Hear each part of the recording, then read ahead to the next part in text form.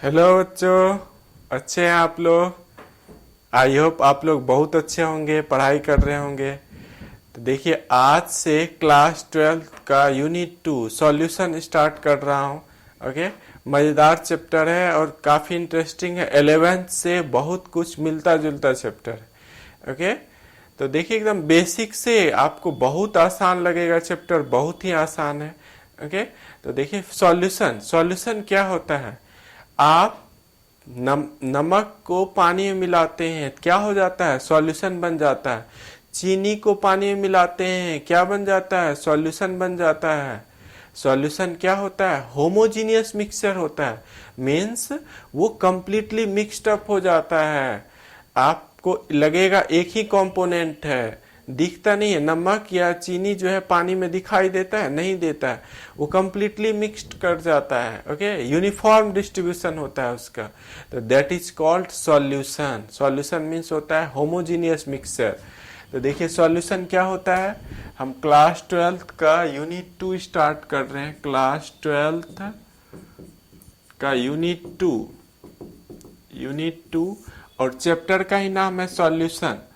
Chapter का नाम है सॉल्यूशन। ओके, सॉल्यूशन सॉल्यूशन क्या होता है? It is homogeneous mixture of two और more than two components. Means आप पानी में नमक, चीनी, ग्लूकोज, यूरिया एक्सेट्रा बहुत सारे कंपोनेंट मिला सकते हैं। तो इसीलिए हमने लिखा है होमोजीनियस मिक्सचर होता है टू और more than two components.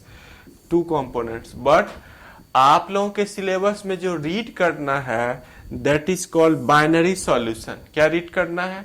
Bye means होता है two. Solution having two components means two components होना चाहिए। One is solute, another is solvent. That is called solution. That is called solution. Generally solute क्या होता है? जिसे dissolve करते हैं, चीनी, नमक, यूरिया एक्सेट्रा। ओके, हम ब्रॉड कॉन्सेप्ट भी इसका हम बताएंगे। सॉल्यूट क्या होता है? That is dissolve. Solvent the substance in which solute is dissolve. Okay, जैसे सॉल्यूट क्या हो गया आपका? सॉल्यूट हो गया सॉल्ट प्लस सॉल्वेंट क्या हो गया? Water. That is called salt solution. That is called salt solution. Okay, समझ पा रहे हैं आप? तो देखिए मैंने ये टॉपिक डिस्कस किया, बेसिक सॉल्यूशन के बारे में बताया। आपको क्या करना है? मेरे साथ कॉपी करते जाना है। जो बच्चे मेरे साथ कॉपी करेगा वही सीख पाएगा। यदि आप कॉपी नहीं करते हैं तो कुछ भी फायदा आपको वीडियो देखने से नहीं होगा। आई होप आप कॉपी कर रहे होंगे मेरे साथ। देखिए मैं पूरा बोर्ड ही छोड़ दिया हूँ, आपको अच्छे से दिखे इसके लिए मैंने बोर्ड ही छोड़ दिया। ओके,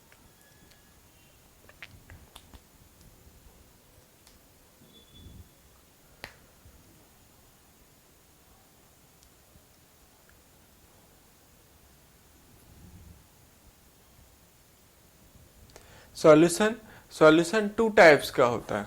टाइप्स ऑफ सॉल्यूशन देखिए, on the basis of amount of solute. Types of solution,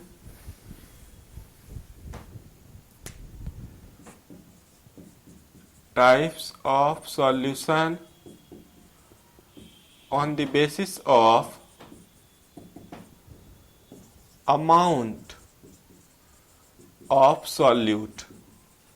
solute कितना डिजॉल्व है उसके अमाउंट के बेसिस पर सॉल्यूशन टू टाइप्स का होता है। First is dilute solution. One is dilute solution. Dilute solution the solution in which lesser amount of solute is dissolve. जैसे हम लोग शरबत लेते हैं तो शरबत में क्या करते हैं? चीनी कम रखते हैं और पानी ज्यादा, तो सॉल्यूट लेसर अमाउंट में रहता है, तो that is called dilute solution. The solution in which lesser amount of solute is dissolved, that is called dilute solution। lesser amount रहता है। example sugar solution in water, sugar solution in water, ये आपका dilute solution है। और another होता है concentrated. Dilute solution को short में DIL लिखा हुआ रहेगा। जैसे कहीं पर आपको बुक में जब आप बुक रीड कीजिएगा DIL H2SO4 सॉल्यूशन, मीन्स ये बता रहा है आपको कि ये डाइल्यूट सॉल्यूशन है। अनदर होता है concentrated solution. Concentrated solution, concentrated solution किसको कहेंगे? Solution having larger amount of solute is dissolve. The solution having larger amount of solute is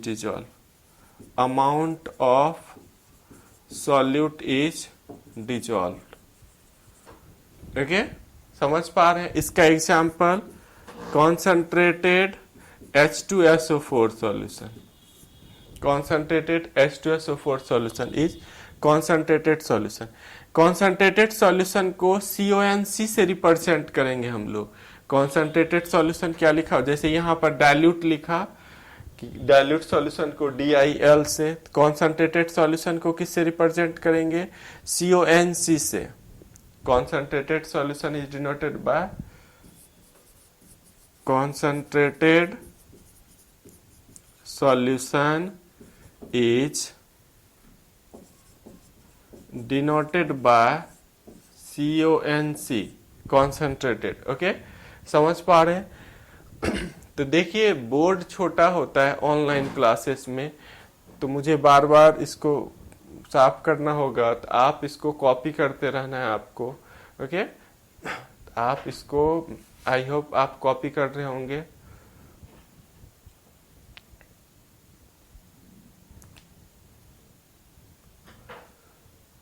तो आपने देखा सॉल्यूशन कितने टाइप्स का हो गया? सॉल्यूशन 2 टाइप्स का हो गया। One is dilute solution, another is concentrated solution. Dilute solution means हो गया कि जब आप शरबत बनाते हैं तो क्या करते हैं? चीनी कम डालते हैं, that is called dilute solution. और जब आप चाशनी बनाते हैं रसगुल्ले के लिए, जब आप चाशनी बनाते हैं तो चाशनी में क्या होता है? चीनी ज्यादा रहता है और पानी कम रहता है, तो that is called concentrated solution. Daily life में जो हम लोग यूज करते हैं this two solution. Okay, but syllabus में जितना भी टाइप का पढ़ना है सब डाइल्यूट सॉल्यूशन को क्लासिफाई किया गया है। हम लोग जनरली जितना भी कॉन्सेप्ट प्रॉपर्टीज वगैरह सॉल्यूशन का स्टडी करेंगे वो डाइल्यूट सॉल्यूशन होगा।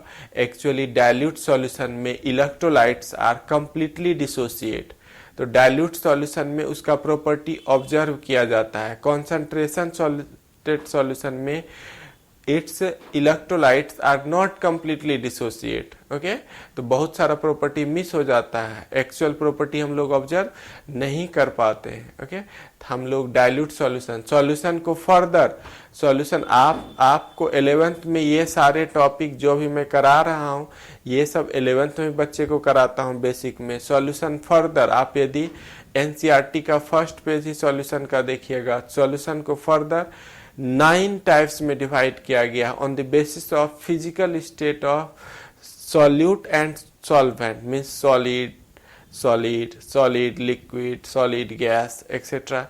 क्रॉस करके आप देखिए 3 3 4 9 टाइप्स का होता है। इस टॉपिक को मैं डिस्कस नहीं करने जा रहा हूँ क्योंकि 11th में ये सब बहुत सारा टॉपिक में इसका आपको पढ़ा रखा रहता हूँ। ओके, तो आप 11th वाले कॉपी से भी देख सकते हैं, या NCERT का जो फर्स्ट पेज है सॉल्यूशन का वहाँ आपको पूरा एक टेबल मिलेगा। सॉल्यूशन फर्दर 9 टाइप्स का हो गया। तो मैं आगे देखिए कॉन्सेंट्रेशन ऑफ सॉल्यूशन डिस्कस करने जा रहा हूँ कि कॉन्सेंट्रेशन ऑफ सॉल्यूशन क्या होता है।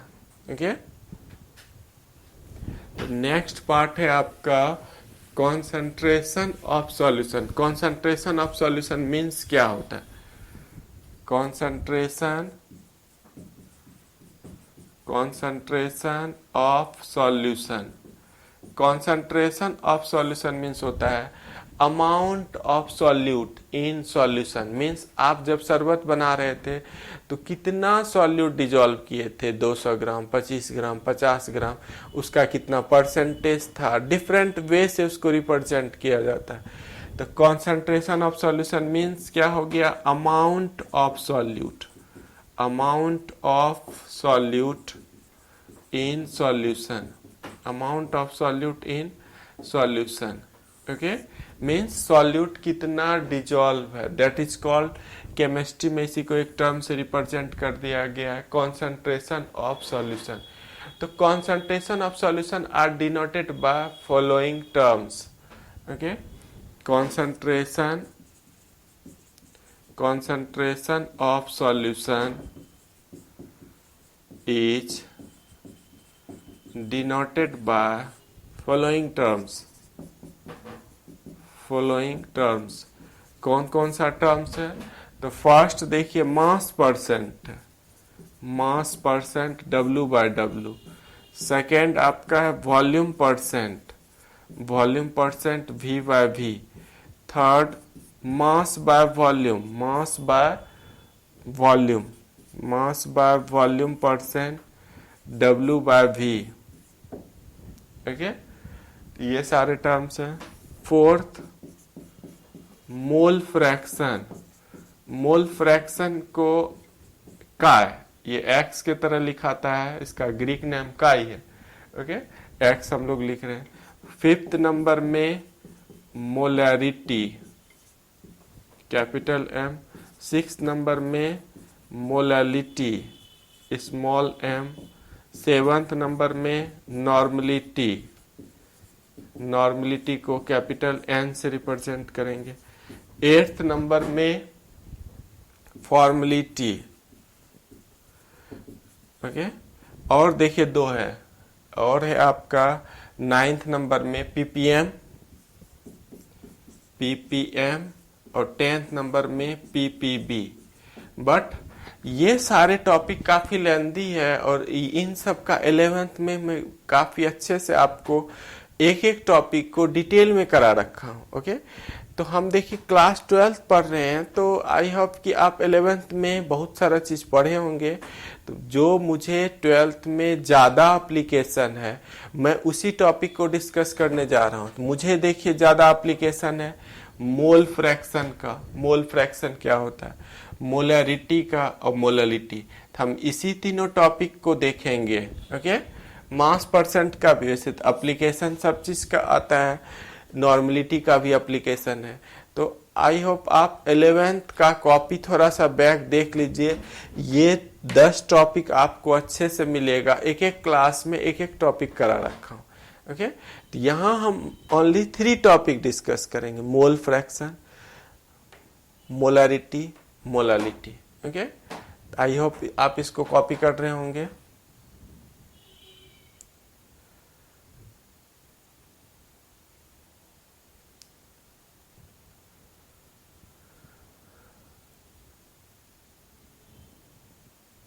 देखिए मास परसेंट कैसे निकालते हैं, मास परसेंट यदि मुझे निकालना रहेगा, कैसे हम लोग मास परसेंट निकालेंगे सॉल्यूशन का। मास परसेंट ऑफ सॉल्यूट, तो आपको जिसका बोला जाएगा मास परसेंट निकालने के लिए, तो मास ऑफ सॉल्यूट, सॉल्यूट का बोल रहा है, तो mass of solute upon total mass of solution, यहां पर हमेशा सॉल्यूशन का रहेगा इनटू 100, इस तरह से हम लोग निकालेंगे, ओके। अब आपने सॉल्यूट का मास परसेंट सपोज दैट निकाल लिया, तो सॉल्वेंट का कितना आएगा, 100 में उसको माइनस कर देंगे, मास परसेंट ऑफ सॉल्वेंट, ये इक्वल होगा 100 minus mass percent of solute, 100 minus mass percent of solute. Question आपको इस पर दे रखा है, 50 gram urea is dissolved in 200 gram water. Calculate the mass percent. Calculate the mass percent of each component. Mass percent of each component means आपको solute यहाँ क्या दे रखा है, यूरिया। सॉल्यूट किसको बोलते हैं, the substance which is dissolve, solute किसको बोलते हैं? Solute the substance which is dissolve, the substance which is dissolved, the substance which is found in in dilute solution. solute किसको बोलते हैं? the substance which has in lesser amount, जो lesser amount में रहेगा that is called solute. तो यहाँ solute कौन है? solute है आपका 50 ग्राम यूरिया। solute कौन है? 50 ग्राम यूरिया। और solvent कौन है आपका? सॉल्वेंट है वाटर, सॉल्वेंट वाटर है 200 ग्राम, सॉल्वेंट वाटर है। तो टोटल सॉल्यूशन कितना हो जाएगा? सॉल्यूशन कैसे हम लोग निकालेंगे? Solute plus solvent. तो सॉल्यूट प्लस सॉल्वेंट दोनों ऐड कर दीजिए आप। सॉल्यूट हो गया 50 प्लस 200, ये 250 आ गया। सॉल्यूशन कितना आ गया मेरे पास? 250 ग्राम। ओके अब हम लोग फॉर्मूला, जो ये फॉर्मूला है मास परसेंट ऑफ सॉल्यूट, इस पर हम लोग पुट कर देंगे, बस आंसर आ जाएगा। पहले देखिए जो भी क्वेश्चन में गिवन डेटा रहता है उसको लिखा जाता है कि सॉल्यूट 50 ग्राम यूरिया है, सॉल्वेंट वाटर है, सॉल्यूशन आपका सॉल्यूट प्लस सॉल्वेंट दोनों को ऐड कर दिए तो 250 आ गया। ओके देखिए बार बार मैं कोशिश करता हूं कि बोर्ड जो दिखाई आपको दे रहा है इससे मैं साइड हो जाऊं, ओके, ताकि आपको जो लिखा हुआ है वो अच्छे से दिखाई दे। तो इसी फॉर्मूले पर देखिए मैं पुट करने जा रहा हूं। मास परसेंट मुझे सॉल्यूट का निकालना है, तो मास परसेंट, मास ऑफ सॉल्यूट कितना दे रखा है? 50 ग्राम यूरिया। तो 50 upon total mass of solution कितना दे रखा है? 250 इंटू 100। इसको हम सॉल्व कर लेते हैं। देखिए ये कैंसिल हो गया, 25 4 जा 100 हो गया, ये आ गया 20 टाइम्स, 5 4 जा 20। ओके तो 20% ये सॉल्यूट आया, 20% ये किसका आया? सॉल्यूट का। तो मास परसेंट ऑफ सॉल्वेंट इक्वल हो गया 100 माइनस 20, 80% आ गया अनदर का। इस तरह से हम लोग सॉल्यूट और सॉल्वेंट दोनों का मास परसेंट कैलकुलेट कर लेंगे। नेक्स्ट देखिए आप समझ पा रहे होंगे, मेरे साथ आपको क्या करना है? कॉपी करते जाना है। लिखने से ही बच्चा समझता है, बार बार मैं इन चीजों को बोलते रहता हूं। तो आगे देखिए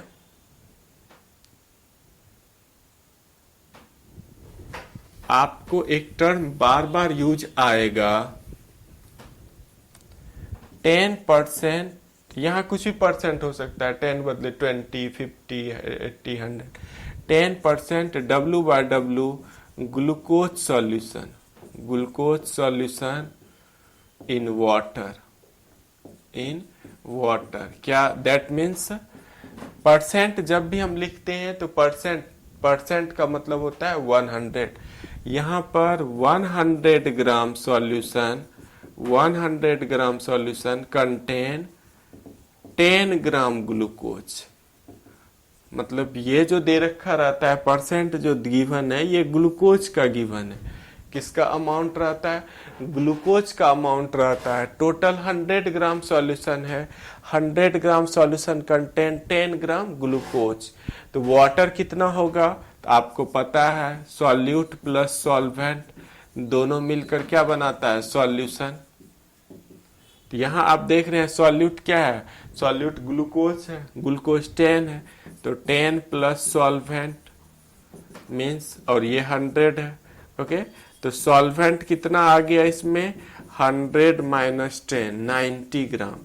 90 ग्राम वाटर होगा इसमें, 90 ग्राम क्या होगा? वाटर होगा। समझ पा रहे हैं? इस कॉन्सेप्ट का बहुत ज्यादा यूज आता है, आप इसको याद रखिएगा। 10 के बदले 20, 50, इस तरह से कई सारे टर्म आपको आ सकता है, पूछ सकता है आपको। ओके तो आप कॉपी कर रहे होंगे इस पार्ट को।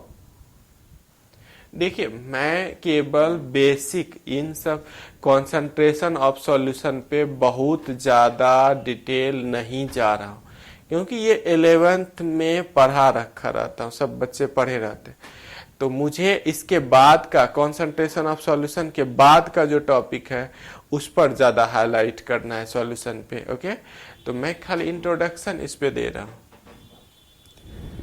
नेक्स्ट देखिए, मोल फ्रैक्शन क्या होता है। मोल फ्रैक्शन हम किसको बोलते हैं?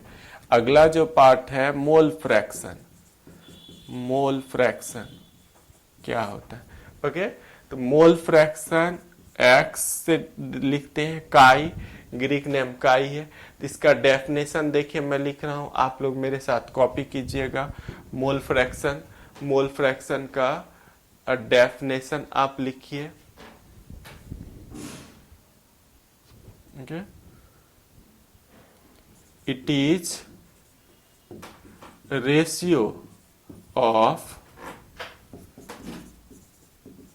individual moles of component to the total moles of all component। ये क्या होता है? रेशियो होता है। It is ratio of individual moles of component to the total moles of all component. ये रेशियो है आपका। ओके, और हम लोगों ने इस चैप्टर में एक अजम्पशन ले रखा है कि सॉल्यूट को, जहां भी सॉल्यूट होगा, सॉल्यूट को 2 से रिप्रेजेंट करेंगे और सॉल्वेंट को 1 से रिप्रेजेंट करेंगे। एनसीईआरटी के अकॉर्डिंग टू ही, एनसीईआरटी के अकॉर्डिंग टू ही मैंने ले रखा है। ओके, जैसे mole fraction, mole fraction of solute, तो ये हो जाएगा x2। x मोल फ्रैक्शन है और सॉल्यूट को किस से रिप्रेजेंट किया है? 2 से, x2। Mole fraction of solvent, यदि सॉल्वेंट का दिखाना रहेगा तो क्या हो जाएगा? x1 हो जाएगा, ये x1 हो गया। ओके, नंबर ऑफ मोल्स को n से रिप्रेजेंट करते हैं, नंबर ऑफ मोल्स को n से रिप्रेजेंट करते हैं। ओके, जान रहे हैं आप लोग। और n इक्वल टू होता है W by m। n equal to क्या होता है? W by m। तो number of moles of solute, number of moles of solute क्या हो जाएगा? N2 हो जाएगा। Number of moles of solvent, number of moles of solvent N1 होगा। ओके, देखिए दोनों में आप x x मत लिख दीजिएगा, ये मोल फ्रैक्शन को x से रिप्रेजेंट कर रहे हैं, मोल फ्रैक्शन सॉल्वेंट है, और नंबर ऑफ मोल्स को n से रिप्रेजेंट कर रहे हैं। n किसको बताता है? नंबर ऑफ मोल्स को बताता है। n किसको रिप्रेजेंट करता है? नंबर ऑफ मोल्स को। आई होप आप कॉपी कर रहे होंगे मेरे साथ, नहीं किए अभी तक तो पूरा पहले कॉपी कीजिए आप।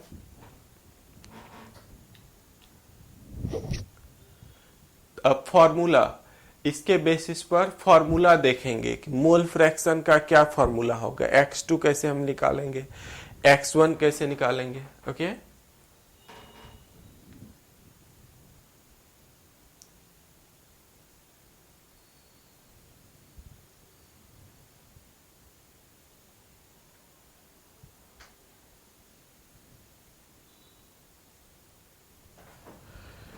तो देखिए मैं x2 निकालने जा रहा हूं। x2 क्या होगा?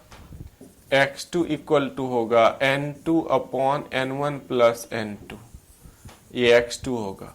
और x1 इक्वल टू होगा x1 n1 upon n1 plus n2।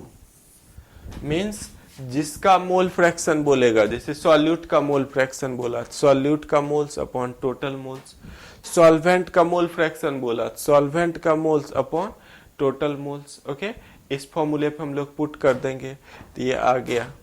और टोटल यदि दोनों को ऐड करते हैं, हम लोग दोनों को ऐड करते हैं, x1 प्लस x2 ये 1 होगा। x1 प्लस x2 क्या होगा? 1 होगा। आपके पास कोई ऐसा सॉल्यूशन गिवन है जिसमें ith कंपोनेंट है, बहुत सारा कंपोनेंट है। सपोज दैट आपके पास एक सॉल्यूशन है जिसमें 1 2 3 4 ith कंपोनेंट, और आपको बोला जाए मोल फ्रैक्शन थर्ड कंपोनेंट का निकालने के लिए x3 कैसे निकालेंगे, तो x3 इक्वल टू होगा n3 upon n1 plus n2 plus n3 plus n4 plus ni। Okay, इस तरह से हम लोग मोल फ्रैक्शन फाइंड आउट करते हैं। जिस कंपोनेंट का बोलेगा मोल फ्रैक्शन उसका हम लोग फाइंड आउट करेंगे। तो देखिए मेरा जितना भी वीडियो रहता है सब आधे घंटे का ही रहता है, बच्चा उसको इजी वे में कम टाइम में उसको कवर कर लेता है।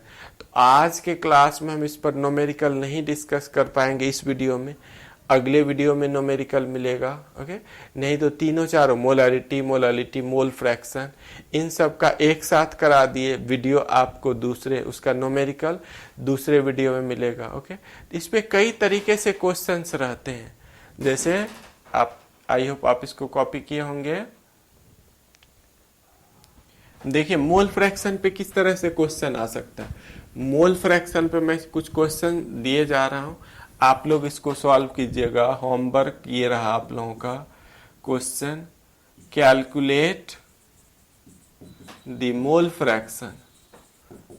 Fraction of 10% W/W glucose solution in water। First question. Second question, 30 gram urea is dissolved in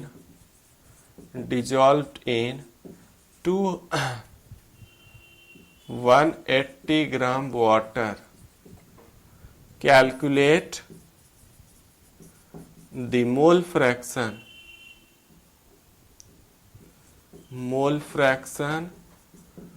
of each component।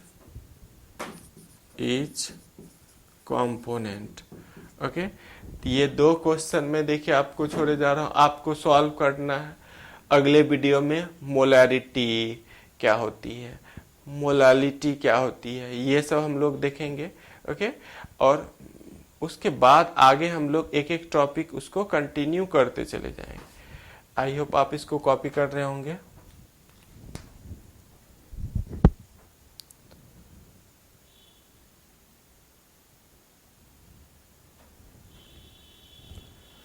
अगले वीडियो हम लोग कंटिन्यू करेंगे। Okay, thank you watching this video. Okay बच्चों।